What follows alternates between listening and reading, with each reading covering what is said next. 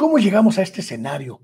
¿Cómo llegamos a esta circunstancia en la que el Poder Judicial prácticamente en su totalidad responde a intereses económicos y responde a intereses de grupos?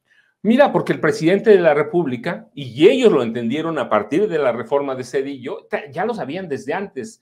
Mira, yo recuerdo casos, por ejemplo, en el gobierno de Miguel Alemán, que ya estaban sometidos, había en esa época, fíjate, 46, 47, en el 52, había ministros que conocían la corrupción de Miguel Alemán, tenían los documentos de la corrupción, pero como Miguel Alemán fue muy hábil, y luego el presidente Ruiz Cortines también fue muy hábil en el sentido de la corrupción, les dio todo.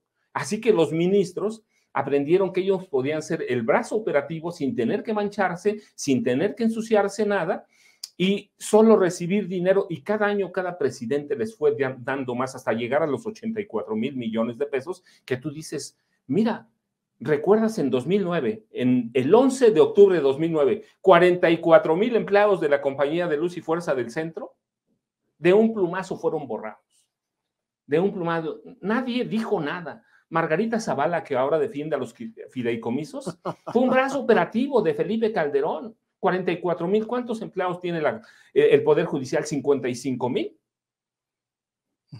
Hoy los defiende todo el mundo, pero en esa época 44,000 empleados. Pero además, la Suprema Corte, el Poder Judicial validó el saqueo a las instalaciones de la Compañía de Luz y Fuerza del Centro. ¿Y cómo llegamos a eso? Pues porque aprendieron siempre que eran impunes, que si servían al Poder Ejecutivo, que si lo servían, ellos iban a engordar como marranos. Y yo digo, eran marranos en engorda, Luis Guillermo, hay que ver toda la clase de porquerías que hacían, que hacen. ¿Sí? Y el 30 de noviembre de 2018, de pronto descubrieron que pueden ser independientes. Claro. Cuando vieron que se les agotó aquel marranito, que ya no iban a engordar tanto, descubrieron que eran independientes. Y claro, también descubrimos nosotros, que ya lo sabíamos y lo hemos documentado en otras ocasiones, que pertenecen a grupos políticos definidos y que esos grupos políticos de Carlos Salinas de Gortari, de Felipe Calderón, de Enrique Peña Nieto, de Ernesto Zedillo Ponce de León, nos iban a proteger siempre y se iban a proteger con ellos. Sí, se hicieron un brazo político de la presidencia de la República hasta el 30 de noviembre de 2018. Así que llegamos aquí, ¿por qué? Porque descubrieron que la corrupción les daba más beneficios que atender a una población a la que tenían que atender, que es la que les paga a través de sus impuestos. Claro. Sí, se hicieron políticos también, y porque cometió Zedillo una serie de errores que fueron a propósito, ¿va?